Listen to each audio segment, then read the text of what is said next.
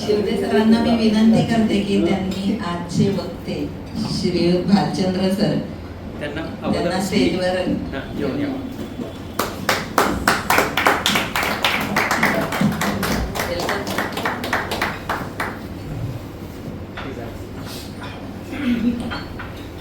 सरांना विनंती करते की त्यांनी त्यांचा परिचय करून द्या.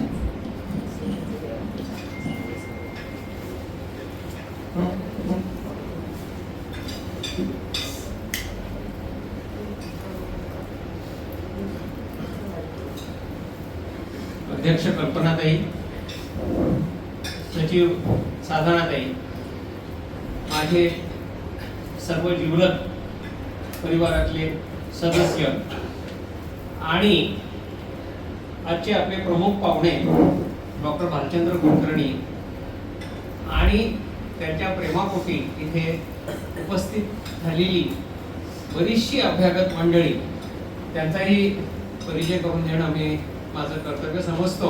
तर त्यांना विनंती आहे की कृपया त्यांनी आपल्या जागेवर उभं राहावं. राजेंद्र शिवदे इथे आताच उपस्थित झालेले आहेत, ते उभेच आहेत. त्यामुळे त्यांची नोंद घ्यावी. आजच्या या व्याख्यानासाठी लोलक सतरंगी या साहित्यिक परिवाराचे 2 अध्वर्यू इथे उपस्थित झालेले आहेत. श्री चंद्रकांत पाटणकर सर, त्यांना मी विनंती करतो त्यांनी कृपया उभं राहावं. लोलक सतरंगी या साहित्यिक ग्रुपचे ॲडमिन आहेत. त्याचबरोबर मुंबईतील प्रख्यात कार्डियक सर्जन, माझे अतिशय प्रिय वर्गमित्र डॉक्टर अनिल तेंडुलकर, हे देखील आजच्या व्याख्यानासाठी खास मुंबईवरून इथे उपस्थित झालेले आहेत. त्यांचे मी स्वागत करतो. त्याचप्रमाणे नाशिक शहरातले बरेचसे परिचित चेहरे इथे आज आपल्याला आलेले दिसतील. ही सगळी मंडळी डॉक्टर भालचंद्र कुलकर्णी यांच्या मित्रपरिवारातली तर आहेतच, परंतु लोलक सतरंगी ह्या साहित्यिक ग्रुपचे देखील ते सदस्य आहेत. डॉक्टर विकास गोपटे, मॅडम सुशीलाताई संकलेच्या कृपया उभं राहावं. सुशीलाताई आपल्याला व्याख्यानासाठी लवकरच आम्ही बोलावणार आहोत. खूप दिवसापासून आपल्या व्याख्यानाची अपेक्षा आहे, तर आपला क्रमांक लवकरच येणार आहे वक्ता म्हणून. नंतर इथे डॉक्टर भरत केळकर उपस्थित आहेत. त्याचप्रमाणे आपल्याकडे इथे वक्ता म्हणून येऊन गेलेले डॉक्टर बागल आणि त्यांच्या पत्नी रोहिणी बागल या देखील उपस्थित आहेत. त्यानंतर आमचे ज्येष्ठ मित्र आणि नाशिकमधले ज्येष्ठ ॲनेस्थेशिया तज्ज्ञ डॉक्टर अनिल गाडगीळ इथे खास तेव्हापूर्वी उपस्थित आहेत. आणखी कोणी राहिले? तर अशी बरीचशी मंडळी आज इथे केवळ ह्या व्याख्यानासाठी उपस्थित आहेत. त्या सर्वांचं मी मनपूर्वक स्वागत करतो. आणि आपले सगळ्यांना परिचित असलेले नाशिकचे कला महर्षी धनंजय गोवर्धने हे इथे उपस्थित आहेत.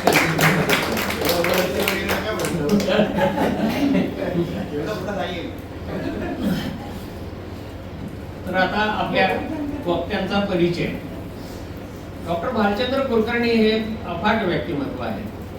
म्हणजे त्यांची शैक्षणिक कारकीर्द ही तर अतिशय देदीप्यमानच आहे.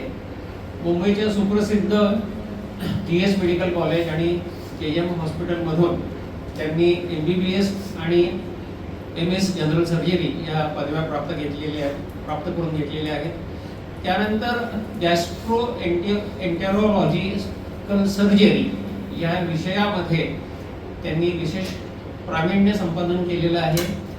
आणि ह्या शैक्षणिक कारकिर्दीमध्ये असतील नसतील तेवढी सगळी गोल्ड मेडल्स त्यांनी हस्तगत केलेली आहेत.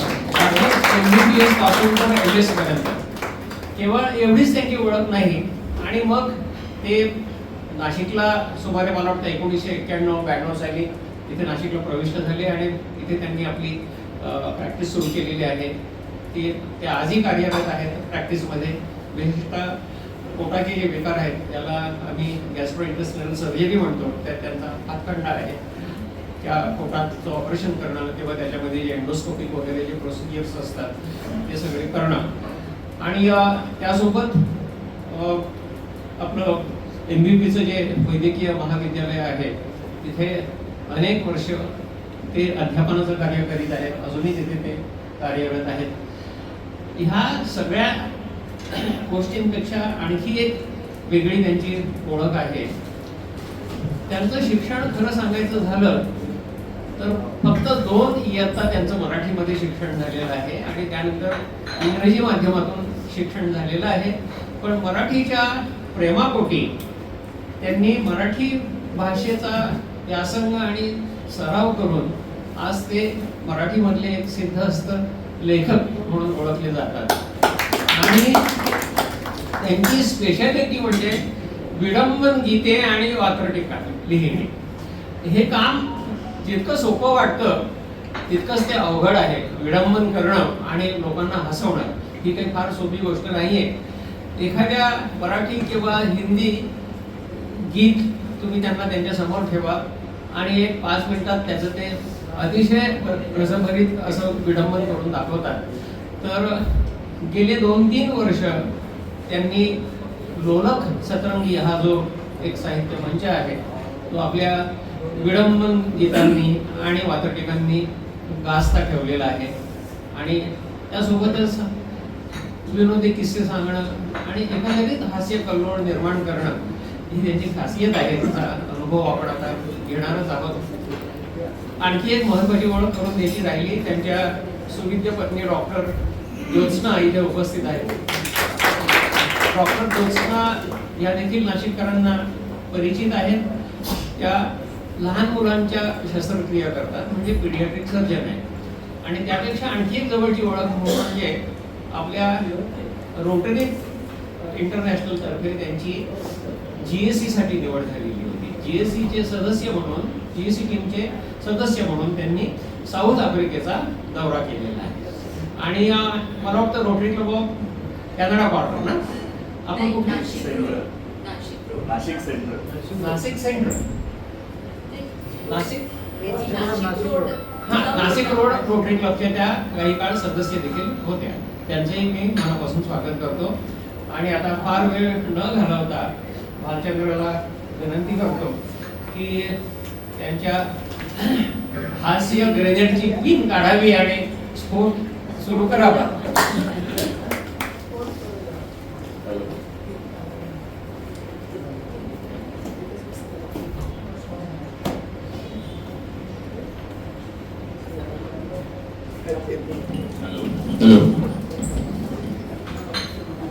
कॉलरला लावून एकच स्लाइड आहे. कॉलरला लावून कॉलरला लावा आणि ते तुझ्या समोर किंवा खिशात ठेवतात.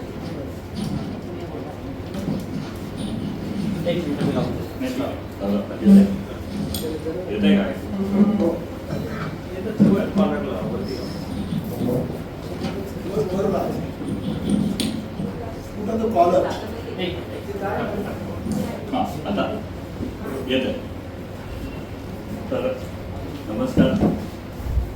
हा माझा पहिलाच कार्यक्रम असेल असा. यापूर्वी मी एका ठिकाणी अमेरिकेत एक 10 मिनिटं मला दिली होती एका ग्रुपमध्ये. तिथे एक 10 मिनिटात मी एक 4-5 कविता सादर केल्या होत्या. आता होत नाही. हॅलो, आता येतंय का? येतंय? हॅलो, आता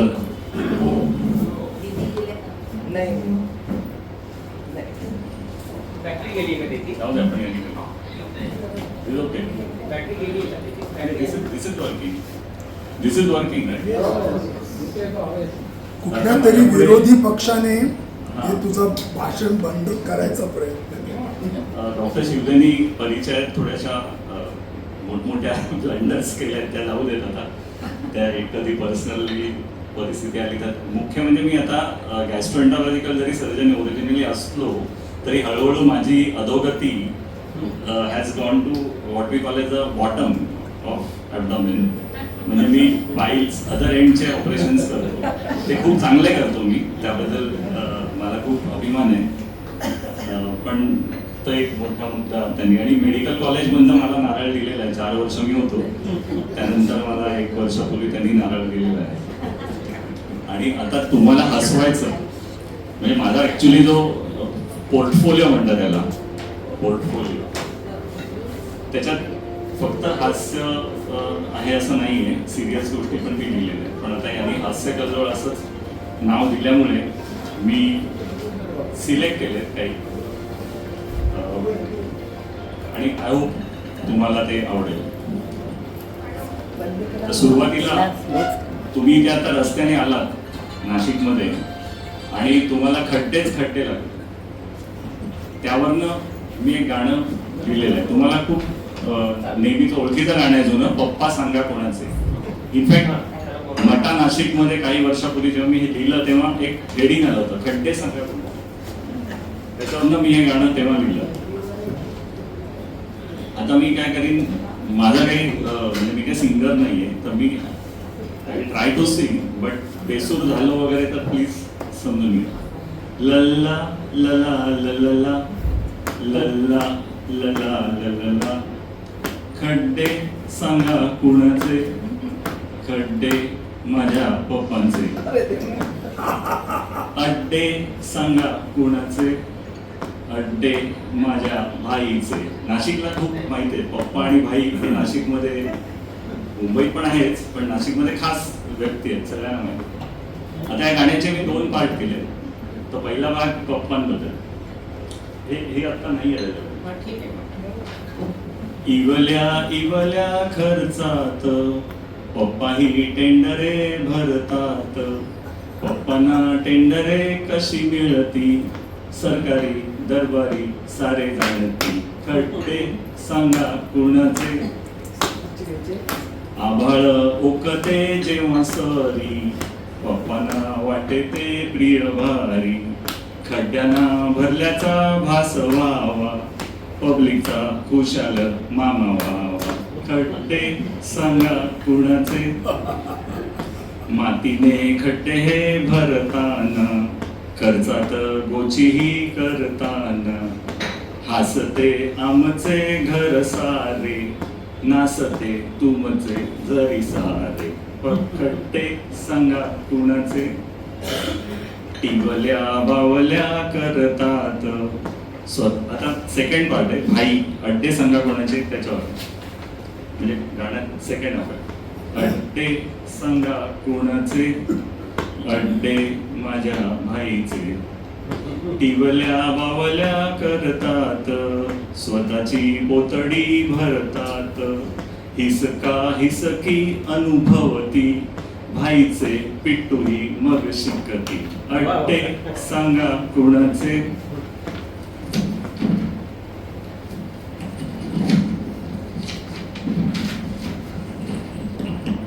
आबाळ भाईची नचकरी, पप्पाना कारटे प्रिय भारी, चोचीत चोचीने घास द्यावा, भाईचा हळूच पप्पा व्हावा, अड्डे सांगा कुणाचे, रंकाना डंक हे मारताना, चोचीने पोतडी भरताना, लुटुनी घरते हसला रे, थाटुनी घरटे बसला रे, अड्डे सांगा कुणाचे.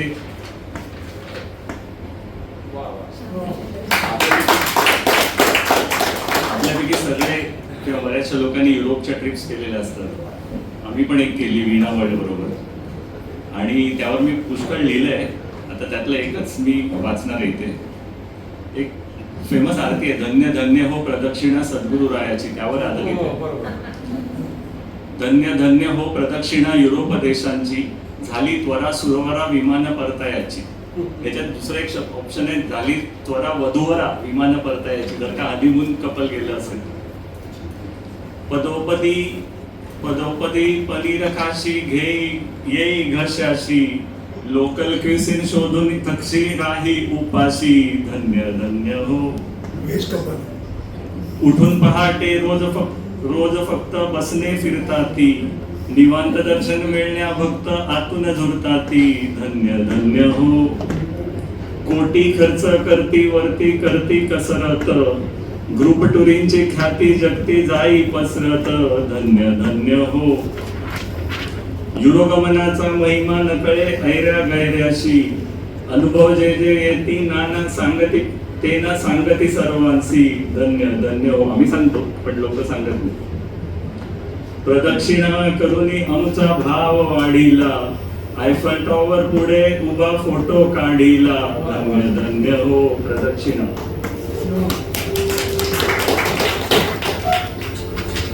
हल्ली आपण सगळे युपीआय पेमेंट्स करतो, सगळीकडे दुकानात जातो आणि ते वाक्य ऐकू येतं पेटीएम पर 2.5 रुपये प्राप्त हुए. आपण निघतो ते आता काही दिवसापूर्वी मला याच्यावर एक सुचलं.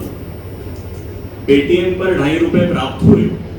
सुनकर इस संदेश को अठन्नी ने चवन्नी से कहा अब अपने दिन समाप्त हुए. एक जमाना था कि हमारे दिन अड़ता था, बात बात पर हमारा काम पड़ता था. याद है तुम्हें बस हमारी ही चलती थी. याद है तुम्हें बस हमारी ही चलती थी. बस की टिकट भी छुट्टे भी नहीं मिलती थी. जेब में वे हमेशा इसलिए हमें ले जाते थे कि हमारे बिन वो फोन तक नहीं कर पाते थे. प्लेटफॉर्म पर वजन के साथ नसीब भी खुलता था. प्लेटफॉर्म पर वजन के साथ नसीब भी खुलता था. 10 पैसों का पोस्ट कार्ड क्या नोट दिखाकर मिलता था. बिल भरते ही वेटर खुले लेकर आता था. संतुष्ट ग्राहक फिर उन्हें वही छोड़ जाता था. बगैर हमारे चॉकलेट से ही काम चला लेते थे. ग्राहक ना माने तो राउंड फिगर दिला देते थे. कल को भिकमंगे भी अपने क्यूआर कोड दिखाएंगे. कितनी भी छोटी क्यों हो आप ऑनलाइन ही भर पाएंगे. पेटीएम पर 2.5 रुपए प्राप्त हुए और पासबुक के पन्ने छपते छपते कब के समाप्त हुए. हा पॉइंट मला सुचला होता की एवढे पासबुक मध्ये एंट्र्या कशा आपण कधी गेलो घ्यायला तर कसं. आता आपल्या सगळ्यांची म्हणजे माझं वय 63 आहे.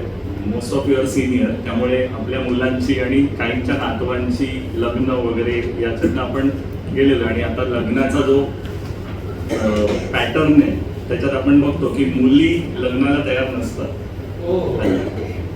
ते गाणे आई माझ्या लग्नाची का तुलाच पडली घाई त्याच्यावर आधारित मी लिहिलं. आई माझ्या लग्नाची का तुलाच पडली घाई. बाबा माझ्या लग्नाची हो का तुम्हाच पडली घाई. कोणीतरी सांगा कशा पायी असला भार मी जेला वाढोई. पडू कशाला जॉब सोडून मी लग्नाच्या फंदात. नुकतंच फॉरेन पोस्टिंग पडलंय माझ्या पदरात. उगाच काम मी शिकले रेस मध्ये टिकले. कसं तुम्हास कळलं नाही आई माझ्या लग्नाची हौसन मजला नवऱ्याची मज नकोच कुंकू कपाळी. हवी कशाला इतक्यातच ती भाजी अन पोळी. ओरिजिनल आहे साडी आणि चोळी. हौस तुझी जरा फिटली आईला म्हणते. हौस तुझी जरा फिटली तर गाठू कशी मी इटली. कोड मलाच सुटलं नाही आई माझ्या लग्नाची. काल रात्रीच्या सपनामंदी पाहिली एक परात. ओरिजिनल आहे पाहिली एक वरात. काल रात्रीच्या सपनामंदी पाहिली एक परात. कणिक मळत बसले होते सासूच्या घरात. टांग कशी मी अडवू करिअर स्वतःची घडवू.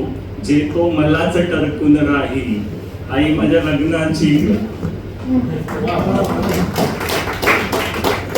आता मी जे हे लिहिलंय आणि सांगितलं की साधारण कोविड मध्ये मी आय स्टार्टेड रायटिंग आणि मोस्टली मी इंग्लिश मध्ये लिहिलं.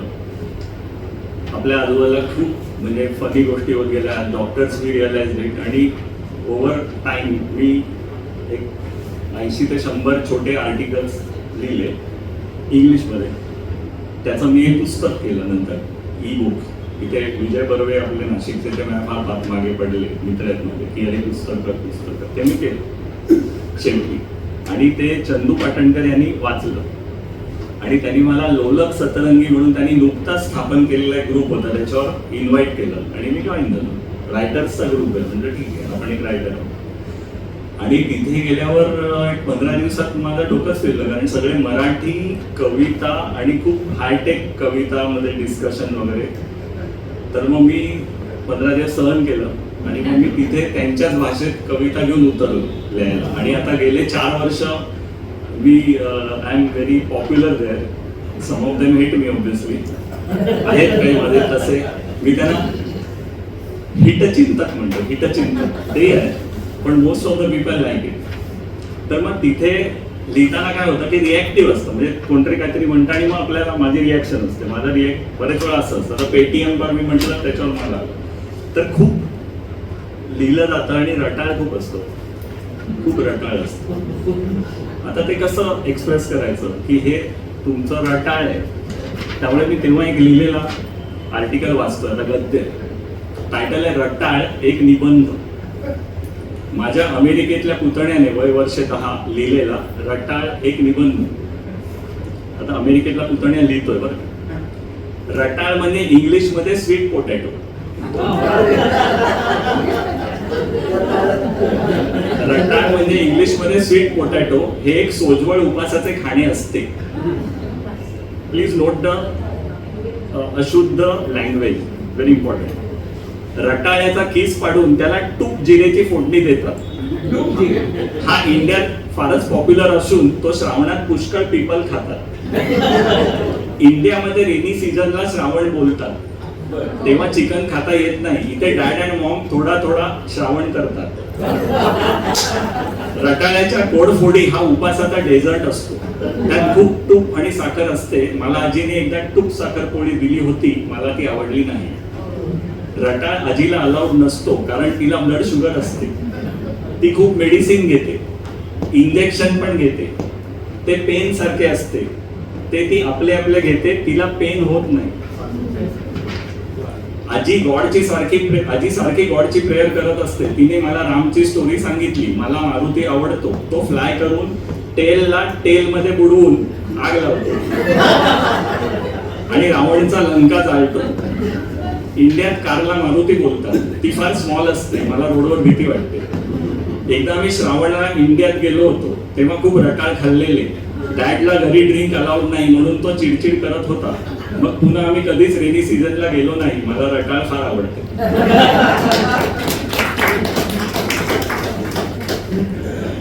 साधारण माझी थीम अशी आहे या गाण्यात एक्सप्रेसिव्ह. शूर आम्ही सरदार आम्हाला काय कोणाची भीती.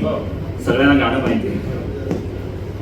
खूप आम्ही लिहिणार आम्हाला काय कोणाची भीती. वृत्तछंद अन मात्रे पायी पेन घेतलंय हाती.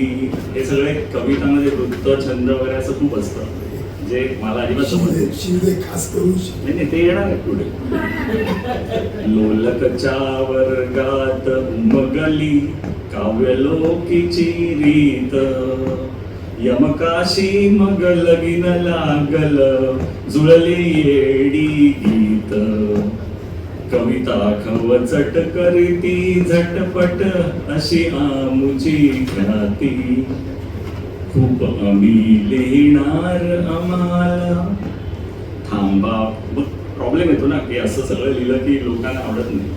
सो थांबावे वा इथून कटावे हे न आम्हाला ठाव.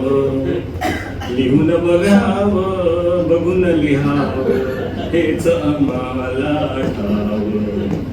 काव्यासाठी करून घेऊ आयुष्याची माती.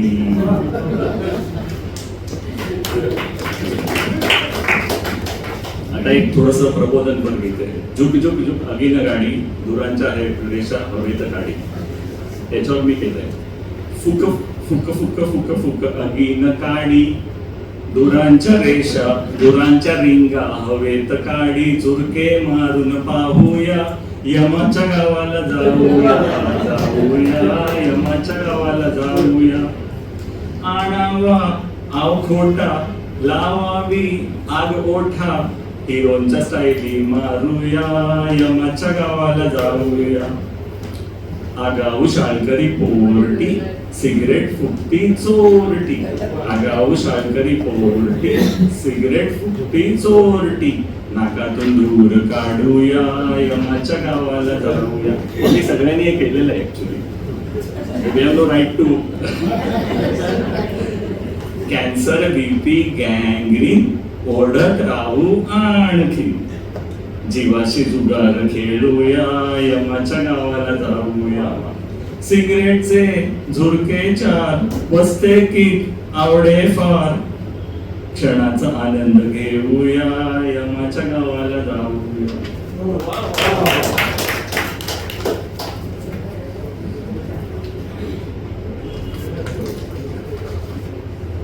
एक माझा फार आवडतं गाणं आहे, मला आवडतं. साला मैं तो साहब बन गया. तर मी म्हटलं की साला मैं तो लेखक बन गया. म्हणजे आता तुम्ही माझं जे काही पुण्याई बघितली त्याच्यावरनं यू कॅन जज. मजा आएगा जब सुर में गाओगे. साला मैं तो लेखक बन गया लेखक बन के कैसा तन गया ये झूठ मेरा देखो ये लूट मेरा देखो जैसे चेला कोई मास्टर का. आता गाण्यात 2 जण असतात. समोरचा ओमप्रकाश दिलीप कुमारला उलट बोलतो. वहाँ फकीरे कलम पकड़कर कैसे कूदे फांदे बंदर कोई ज्वाला जैसे अपनी दुम में बांधे वहाँ चिंतो अपनी दुम में बांधे. क्या जानो तुम लिखना बिकना क्या जानो ये ढांचा क्या जानो तुम लिखना बिकना क्या जानो ये ढांचा लेखक लोग की ऊंची बातें क्या समझे तुम नीचा पब्लिक अपना वाचक बन गया ए साला मैं तो शायर बन गया.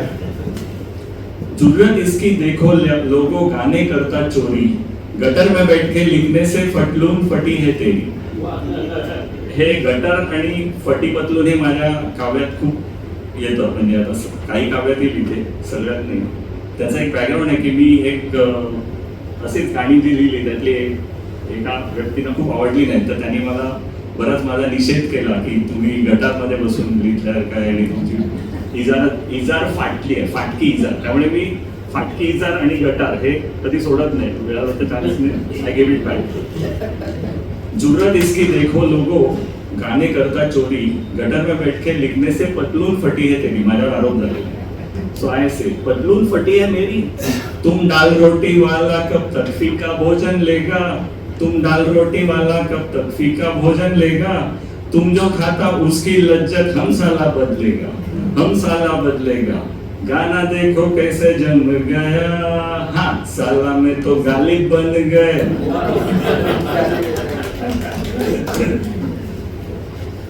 आता हे आपण आता एक चित्र इथे दाखवणार आहे. साधारण अशा ग्रुप्स असतात ना, साहित्यिक ग्रुप, तिथे असं रसग्रहण नावाचा एक प्रकार असतो. म्हणजे काही एक्सपर्ट्स ते claim to see things in songs anything. काही पण आयटम घ्यायचा आणि त्याचं रसग्रहण करायचं अशी एक सिस्टीम असते. तर त्याच्यावर पॅरोडी म्हणून मी हे या चित्राचं रसग्रहण करणार आहे. तुम्ही पण वेलकम आहात. यू कॅन ऑल्सो सी जरा मोठं फुल स्क्रीन आणि हा लाईट ऑफ.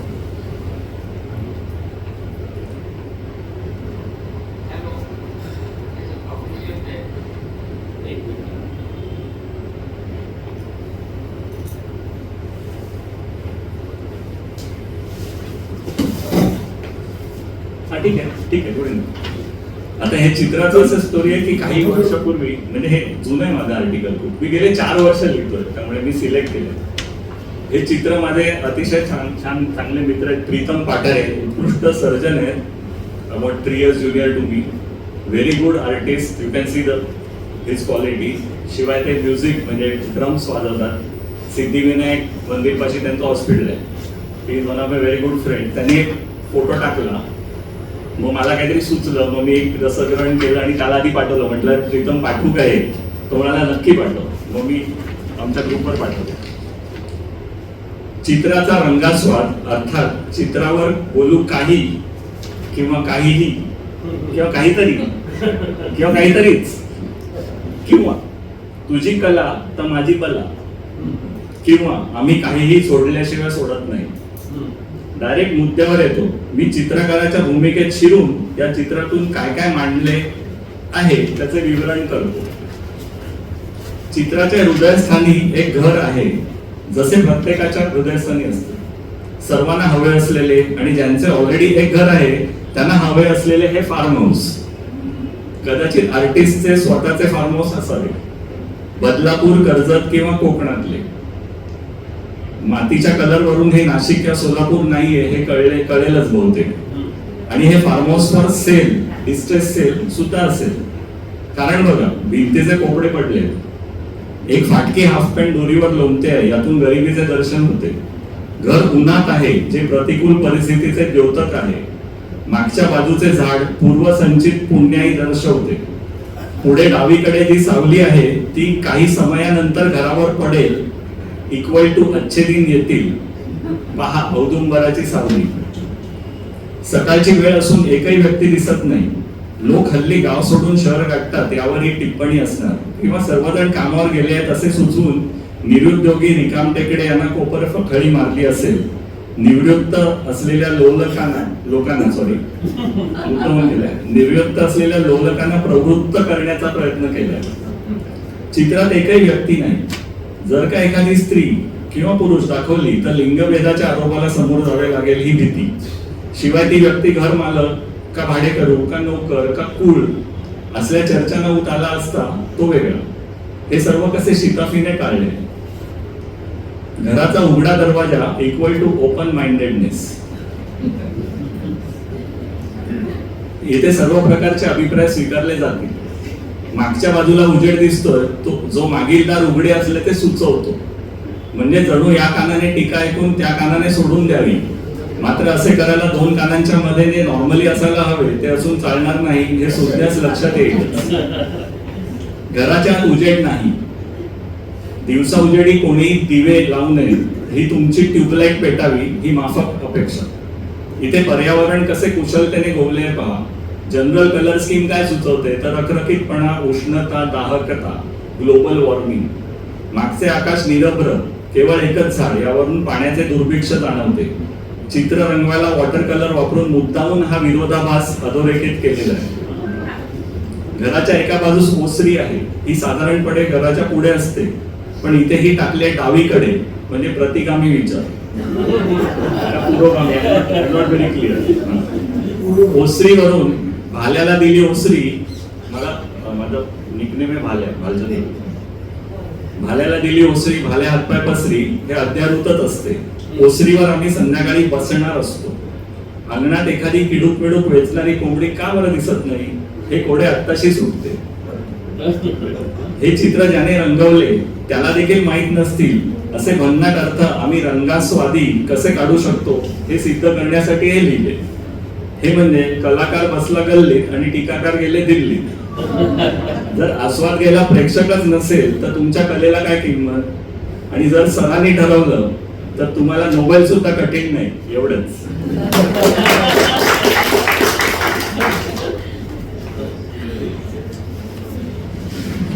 हल्ली आपल्याला पुष्कळ स्कॅम्स आपण बघतो फोनवर. शिवाय फोन नेटवर्क पण लागत नाही. इस रूट की सभी लाइनें व्यस्त है, इस झूठ के सभी मायने मस्त है. कब से कर रहा हूं मैं डायल उनका नंबर, सुना है आजकल वो स्पैम कॉल से त्रस्त है. ना जाने कॉलर लोग होते हैं कैसे, यकीनन उन्हें खूब मिलते होंगे पैसे. बार बार ये क्यों करते हैं हमें ऐसे फोन, क्यों बेचना चाहते हैं हमें महंगे महंगे लोन. हेलो सर, आपकी एक पॉलिसी लैप्स हो रही है, मगर कंपनी आप पर मेहरबान हो रही है. बस 3 किस्तें भरिए, उतना ही है काफी, फिर आपको गलती की मिल जाएगी माफी. पेमेंट लिंक आपको व्हाट्सएप पर भेजा है, उम्मीद है कि आपने गिरवी रखा अपना भेजा है.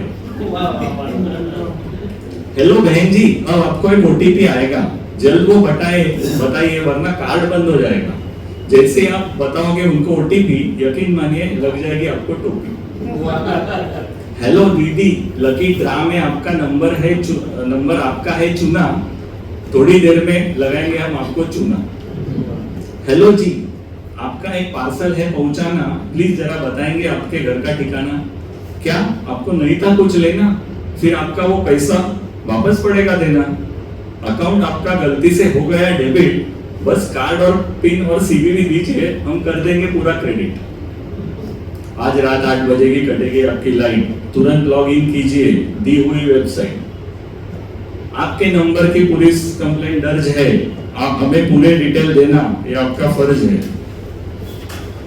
आपका फेसबुक प्रोफाइल हैक हुआ है, साथ में आपका पासवर्ड भी क्रैक हुआ है।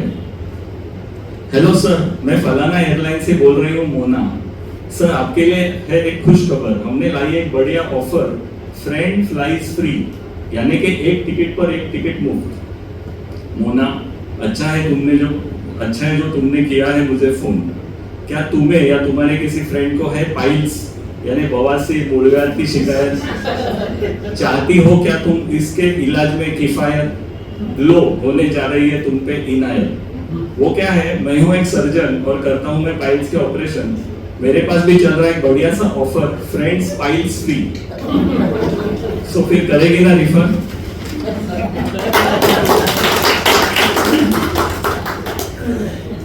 आता थोडस शिवदे सर आमचे,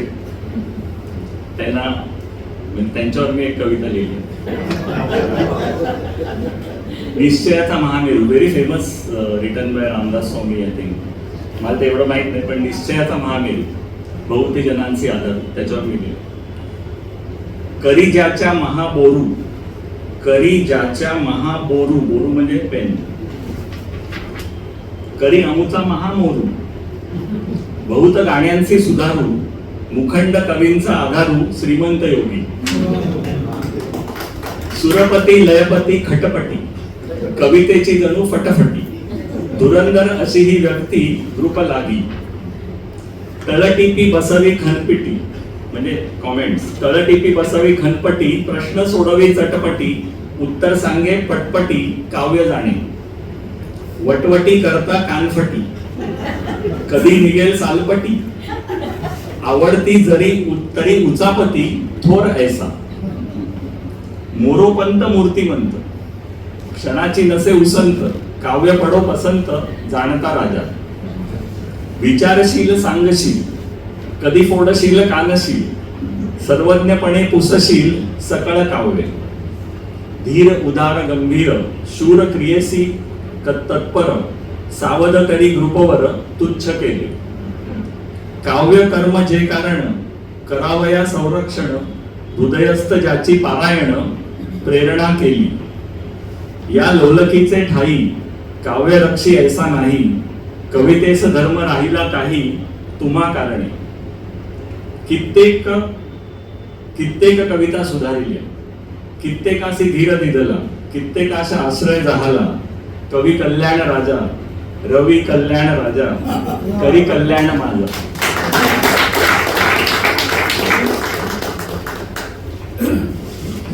आपले नाशिकचे कुसुमाग्रज कवी आहेतच, व्हेरी फेमस, आणि त्यांचे खूप सुंदर कविता आहे। मी actually I am not a very Marathi मधला खूप रिडिंग वगैरे झालेलं नाही आहे, पण ही जी कविता आहे ती मी खूप आधी वाचली, ती वेडात निघा दौडले वीर मराठे साथ, आणि ती मला खूप म्हणजे अशी भावलेली होती।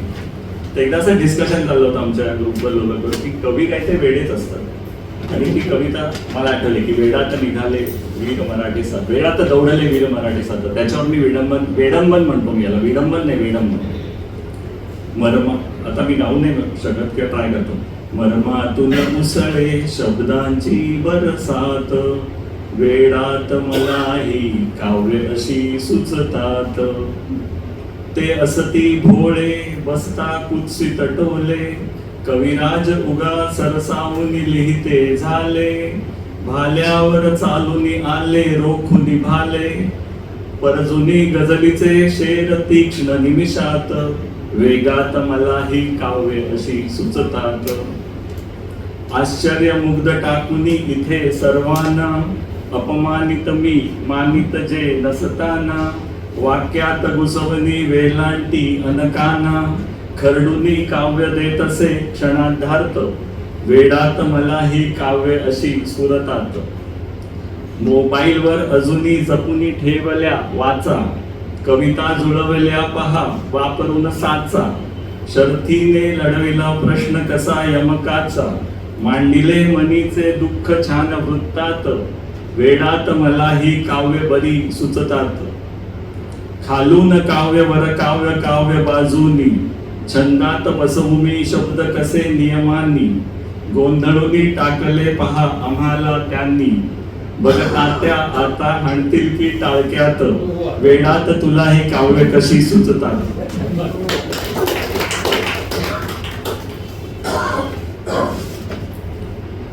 हे आता रवीने सांगितलं की काव्य आणि किस्से आणि सोपळ त्याचा एक किस्सा लिहितो. विमान के एसटी हे मी लिहिलंय actually on a flight. So I just reading it. शेवटी मोबाईल फ्लाईट मोडवर टाकून लिहायला घेता आलं एकदाच. 7:25ची वेळ पण अजून सुटायचा पत्ता नाही. अजून लोक फोनवर बोलतायत. इतका कसला बिझनेस असतो यांचा. मी विमानात बसतोय. मुंबई विमानतळ म्हणजे आता फार अवकाळ आलेला. लहानपणी बॉम्बे सेंट्रल वरून एसटी पकडायची ते आठवलं. तशीच गर्दी, तसाच गोंधळ. आताच पहा, बोर्डिंगसाठी 4 फ्लाईट शेजारी शेजारी लागल्या होत्या. बडोद्याचे पॅसेंजर चुकून कलकत्त्याच्या विमानात बसले तर काही नवल वाटू नये. बरं, इतकी उशिरा विमाने सुटत होती तरी 2-4 लाट साहेब आरामात लास्ट कॉल फॉर बोर्डिंग वगैरे झाल्यावर सुद्धा डुलत येत होते. आमचा तिलपापड होत होता, कारण ते विमान क्लिअर केल्याखेरीज आमचं बोर्डिंग सुरू होणार नव्हतं हे स्पष्ट दिसत होतं. बरं, लाईन म्हणावी तर इंडियन स्टँडर्ड प्रमाणे अजिबात पत्ता नाही. हा एक स्पेशल अनुभव आहे. आपण US वरनं येताना युरोपपर्यंतच्या पहिल्या सेक्टरमध्ये सर्व व्यवस्थित शिस्तीत वागतात, पण एकदा का दुसऱ्या सेक्टरच्या गेटपाशी जमले की कुत्र्याची शेपटी वाकलीच. अपने गल्ली में कुत्ता भी शेर होता है याचा डेमो मिळतो. तसे काल अपने गल्ली में कुत्ता भी शेर लिखता है असा एक सुचला होता, पण तो लिहायचा मोह अनावर होता. तर आता हे विमान चक्क पाऊण तास लेट झाले आहे. बरेच असे ट्रेनवाले मेकअप करतात तसे यांना का जमत नाही म्हणाला. एकदा क्रिसमसच्या रात्री अमेरिकेत केलेला थरारक प्रवास आठवला. पायलटने विमान असे काही हाणले की त्याला घरी पोहोचायची किती घाई होती हे कळले. विमानाची वाट बघताना एसटीच्या फलाटावर प्रवासी असल्याचा भास होतो. आपण काही सहस्त्र रुपये मोजून इथे ताटकळत आहोत याची चीड मिश्रित कीव येते. अहो प्लीज आम्हाला घ्या ना लवकर विमानात. या भूमिकेत आपल्याला सहज लोटून कंपनीचे स्टाफ चायला काय शिंची कटकट आहे. आजकाल कोणी विमानात बसतात, काही स्टँडर्ड राहिले नाही महाराज. अशा पुलंच्या पात्रासारखे पुटपुटत इकडून तिकडे करत असतात. मुळात गायब नसले तर चला आता डबा उघडायला हरकत नाही. आम्ही स्टँड बाहेर गाडी थांबून वडापाव पार्सल घेतला आहे. इतर प्रवासी 600 रुपयाचे सँडविच खाताना बघून मला हा 20 रुपयाचा किती स्वादिष्ट लागतो. नाही म्हणाला पाणी आणि सेफ्टी सूचना फुकट देतात. विमान पाण्यावर लँड झाले तर लाईफ जॅकेट कसे फुगवायचे इत्यादी इत्यादी. त्यासाठी प्रवासी शुद्धीवर असायला हवा ना.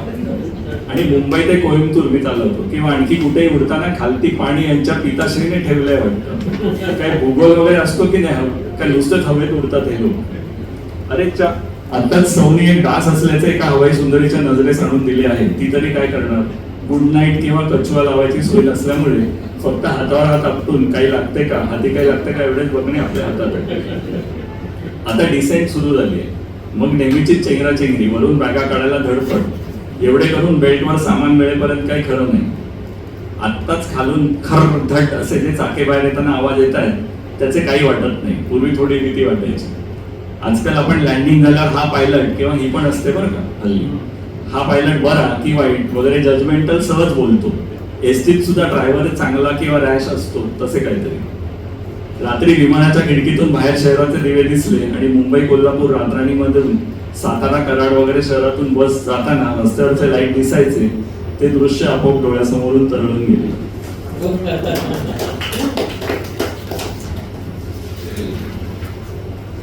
How much more time I have?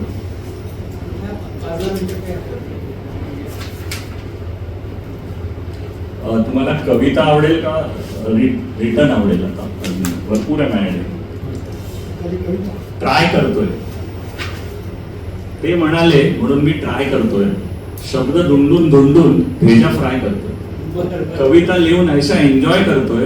गझल लिहिण्यासाठी काय काय करतोय. एक शेर लिहून मी स्टार्टच करेन. सारा गालिब मी बाय हार्टच करीन, उर्दू शब्दांचा एक चार्टच करीन, गझलेची आता मॉडर्न आर्टच करीन. अशी एक कवाफी जीच होईल काफी, अशी एक गुस्ताफी जिची होईल माफी. वाटली जर मजा तर मास्तर देईल टॉफी, नाही तो देगा सजा तोंडेच्या तोफी. घुसवले काही आंगलं तर वाटेल ना चांगलं, आती नाही उर्दू तो मिक्स क्यू न करदू. भाषांची मिसळ करून मुसळ जाई केरात, म्हणूनच घालून पाहतो इंग्लिश शब्द शेरात. नसेना इजाजत नसेना नजाकत, पत्करावी लागो आम्हाला बिलामत. तहजीब छोडी तो आती है कयामत, होत करू की हमेशा होती है हजामत. वा वा. आता मी एक ऑडियन्स पार्टिसिपेशनचं वाचणार आहे. मी एक नाटक लिहिलंय, छोटं नाटक आहे, त्यात नाटकांचीच नाव आहे. तर आपल्याला at the end of the thing you have to tell me की किती नाटकं होती. जो कोणाचा नंबर ॲक्युरेट येईल त्याला माझ्यातर्फे बक्षीस किंवा कमेंटेशन. मी नाटक करतो, मोजा म्हणत. आता नाटक कसं लिहितात, मला खूप फॅसिनेशन आहे नाटकाचं. मी लहानपणापासून नाटकं वाचतो. त्याच्यात असं एक पॅटर्न आहे. स्थळ घर वेड्याचे उन्हात, वेळ रात्र वैऱ्याची आहे, पात्रे श्री तशी सौ, अंक पहिला प्रवेश पहिला आवेश उधारीचा. आणि दोन पात्र आहेत, मी आणि सौ. दोन्हीचं मीच बोलणार आहे. मी, अगं ऐकतेस का, मी आता लोलकवर नाटक लिहायचं ठरवलं आहे. सध्या तिथे नुसती बेबंद शाही चालू आहे, वेड्यांचा बाजार जणू. खरं सांगायचं तर मला काही सांगायचं. ती, तुला आता त्यांनी साष्टांग नमस्कारच घालायचा बाकी आहे. आतापर्यंत तुझी काय कमी नाटकं झेलली म्हणून हे थेर सुचलं. अरे नाटक लिहिणं म्हणजे काय वडापाव खाण्यासारखे सोपे वाटले का? तुझा भ्रमाचा भोपळा फुटेल ना तेव्हा कळेल. मी, तू फार टुरटूर करू नकोस, आजच लिहून काढतो की नाही ते बघ. पाहिजे तर दिवा जळू दे सारी रात. कळत नकळत का असे ना सुंदर नाटककार मी होणार. ती, परवाच तुला कोणीतरी विचारत होतं ना, डॉक्टर तुम्ही सुद्धा. आता तुझी स्टाईल ना सगळ्यांना कळली आहे. आधी वाहतो ही दुर्वांची जुडी सारखी काहीतरी सोडायची पुडी, आणि मग तो मी नव्हेच असा आव्हानायचा. लोकांच्या सौजन्याची ऐशी तैशी तरी किती करावी, एकदा का तिथे वस्त्रहरण झाले की समजेल. मी, कशाला काळजी करतेस, तिथे ना काही तरुण तुर्क आहे तर काही म्हातारे आहेत. आणि अजब न्याय आहे त्या वर्तुळाचा. शांततेत कोर्ट मार्शल चालू असते. आपल्या ध्यानीमनी नसताना सरळ कट्यार काळजात घुसवतात ते. अगदी अश्रूंची झाली फुले तरी नाही थांबत. आणि इथे मृत्यू काय ओशाळत बिशाळत नाही बरं का. पण तिथला एक अंमलदार आहे, चंदू पाटण, तिथला एक अंमलदार आहे, माझा खास मित्र आहे. त्याचं नाव घाशीराम कोतवाल. तू कधी प्रेमाच्या गावी गेली आहेस का? तिथे काळे बेट लालबत्ती एरिया आहे ना, तिथेच आहे त्याचा वाडा चिरेबंदी. सारखा आग्रह करतो, या घर आपलंच आहे. आम्ही एक एकच प्याला घेऊन अनेकदा बसलोय तिथे संध्या छायेत. अखेरच्या रात्री तर मला खिडकीतून काचेचा चंद्र दिसला होता, आणि सकाळी सूर्याची पिल्ले देखील. उगीच नाही झालोय मी नट का खट सम्राट. ती, चल काहीतरीच काय. बरं यदा कदाचित तू लिहिलंच तर विषय काय रे तुझा. मी, अगं लग्नाची बेडी दुसरं काय. म्हणजे असं बघ, ती फुलराणी असते आणि तो राजा नावाचा गुलाम. त्या गाढवाचे लग्न होते आणि मग नेहमीप्रमाणे जातात 4 दिवस प्रेमाचे. आम्ही दोघे राजा राणी वगैरे. नंतर काय गोष्ट जन्मांतरीची.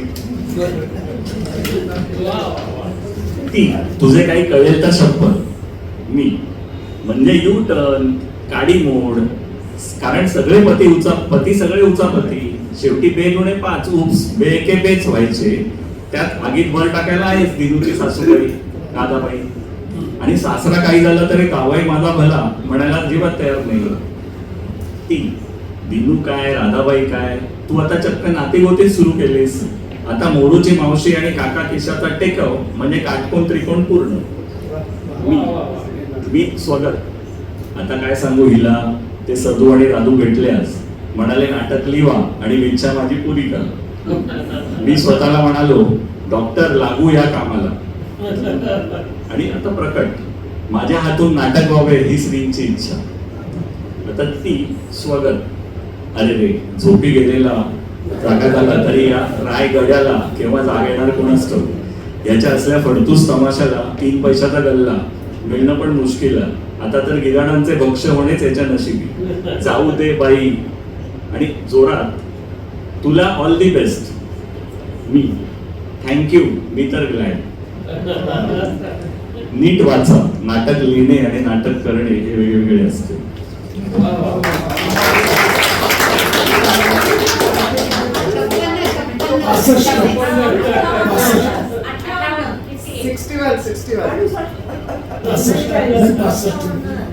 सिक्स्टी सिक्स आहे नियरेस्ट.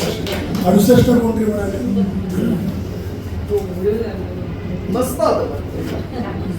ओके, आता एक अखेरचे गाणे अरुण दातेंचं. अखेरचे येतील माझ्या हेच शब्द लेखी, लाख तुका असतील लावल्या, लावली पण डोकी.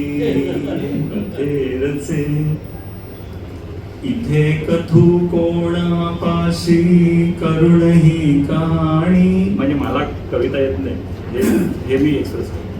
साथीला उरली कविता अशी केविलवाणी, जखम बरी होतच नाही अजून ओल बाकी. लाख तुका असतील लावल्या, लावली पण डोकी. बंध सर्व सोडून जेव्हा मती धुंद धावे, टाळ्या वा चपला मिळतील मला नसे ठावे, मला नसे ठावे. वाचताच गीत हे माझे त्वरित पुसून टाकी. लाख तुका असतील लावल्या, काव्य खरे त्यांचेच आणिक माझे मात्र खोटे. पुढे पुढे करताना का लाज नसे वाटे, शब्द तरी जुळविन जोवर जीव असे बाकी. लाख तुका असतील लावल्या, काव्य पहा पाडित जाईन कसे मी खोऱ्यानी. चवताळून भोसकतील की मला ते सूर्यानी, मला ते सूर्यानी. आवरता मजला येतील, आवरता मजला तुमच्या येतील नवनाकी. लाख तुका असतील तेव्हा लावली पण डोकी.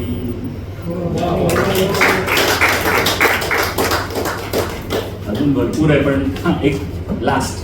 Really it is me I cannot do injustice to Chandu. I said a कविता on Ravi, so Chandu.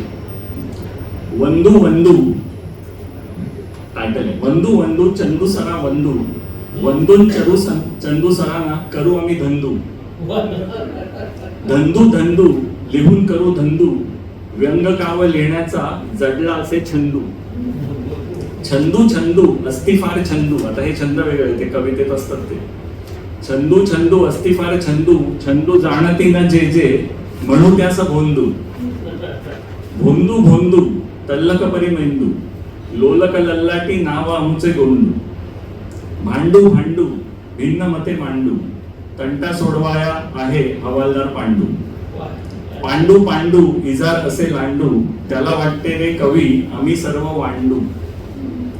वांडू वांडू कवितेची खांडू, काव्य कर्म कांडी फार होई हेळ सांडू.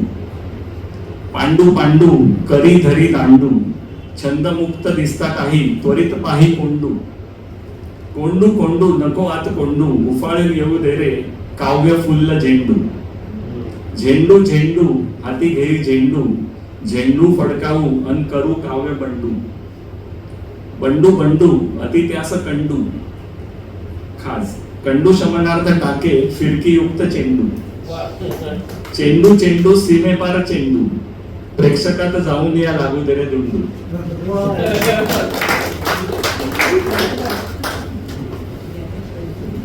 Thank you very much for appreciating my program.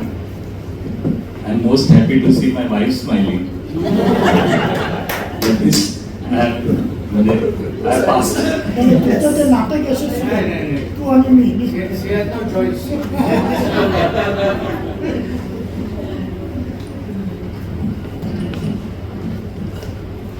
खूप छान सर, सर्वांनी खूप एन्जॉय केलं आपलं आजचे विडंबन.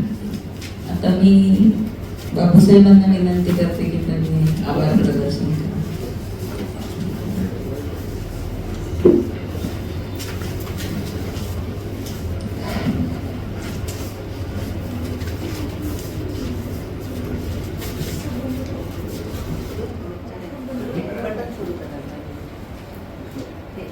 खालचं खालचं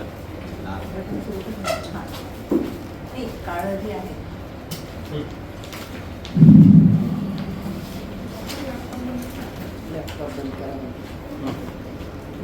गेलं. अध्यक्षा कल्पनाताई, सचिव साधनाताई, आजचे प्रमुख पाहुणे डॉक्टर नरसिंह कुलकर्णी. डॉक्टर भाल्या.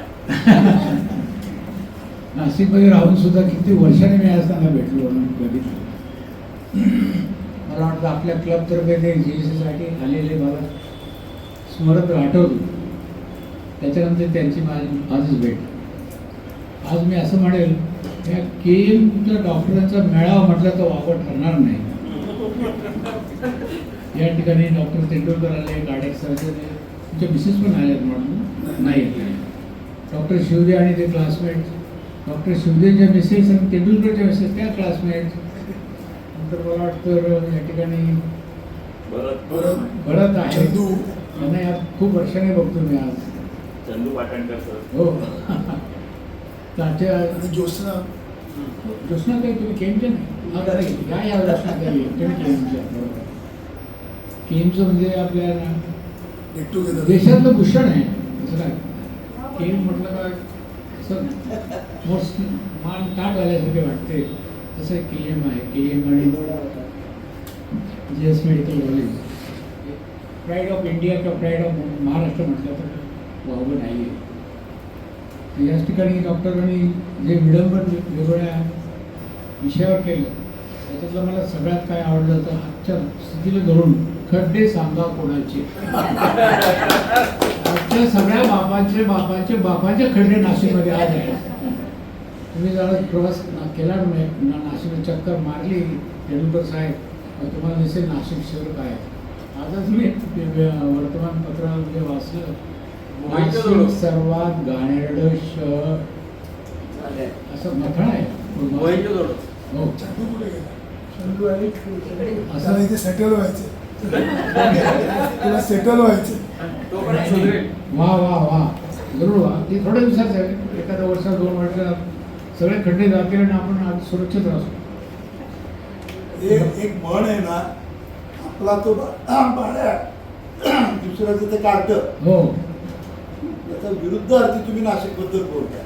आपलं ते कार्ट, दुसऱ्याचं ते बाळा. डॉक्टरांनी खड्ड्यावर सांगितलेलं, युरोपच्या ट्रिपवर सांगितलं, पेटीएवर ते विडंबना केली त्यांनी. त्यातल्या मुलीच्या म्हणजे गोष्ट, आजकाल मुलींना लग्नाला तयार करणं खूप अवघड समस्या आहे. धुळ्याची मुलगी नाशिकला म्हणजे नाशिकची मुलगी धुळ्याला तयार जात नाही, मुंबईची मुलगी पुण्याला जात नाही, पुण्याची मुलगी नाशिकला येत नाही. अशा या मुलींच्या भरपूर समस्या आणि खूप अपेक्षा पण वाढल्या आहेत. परवाचा एक तर किस्सा एक पेशंट मला सांगायला आला, सांगून मी या ठिकाणी सांगतो. डॉक्टर म्हणे माझ्या नातवाने लग्न केलं,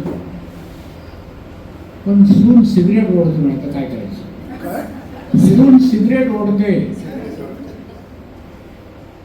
आम्ही सांगितलं तू ड्रायव्हर घे. नातू म्हणतो मी हिच्या बरोबरच आयुष्य घालवणार आहे. सिगरेटच्या बरोबर का बायकोच्या बरोबर? म्हटलं तुला आवडतो ओढायला तर ओढू द्या, मला काय करू शकतो तुम्ही. असं सगळ्या प्रसंग आजकाल चालले आहेत. नंतर त्यांनी शिवरामी सरकार काय पुन्हा भीती त्याच्यावर विडंबन केलं. असं अनेक चांगल्या चांगल्या गोष्टी त्यांनी आपल्याला. आणि नाशिकचा जो असह्य झालेला उन्हाळा आज थोडा कमी झाल्यासारखा मला वाटतो. सगळ्याचे चेहरे जरा मला बरे वाटतात. नंतर गेले 3 आठवडे काय भयानक उन्हाळा आहे. याला आपणच कारणीभूत आहोत असं मी म्हणेन. त्याच्यासाठी आपण सगळ्यांनी नीट विचार करावा आणि हे शांत आणि थंड कसं होईल हा विचार करावा. डॉक्टर तुम्ही पुढच्या वेळेस नाशिकच्या उन्हाळ्यावर सुद्धा एक विडंबना चांगली करा. या ठिकाणी डॉक्टर बालचंद्र आले आणि आपले मित्र राहून गेले, त्यांचा आभार मानायचं. डॉक्टर एनएसएडी आपले गाडगीळ साहेब, त्यांना सुद्धा मी आज खूप दिवसाने भेटतो. गाडगीळ साहेबांनी म्हणजे हातात त्यांची स्वतःने तयार केले ते एनएसएडीची बॅग, तोंडात सिगरेट, म्हणजे आप्पासाहेबांच्या जिना चढाई. म्हणून आलेलं त्यांना पहिलं विचारलं मी चालू आहे का, म्हणजे ती कशी काय बंद होईल, आता कशाला बंद करायची, ती आपल्याबरोबर तर असे युनिक डॉक्टर गाडगीळ त्यांचं ते सगळं एनएसएडीची स्टाईल. मित्र, आपल्या प्रेमाचं प्रतीक म्हणून मी अध्यक्षाला विनंती करेन की त्यांना आपलं ऑक्सिजन प्लॅन द्यावं.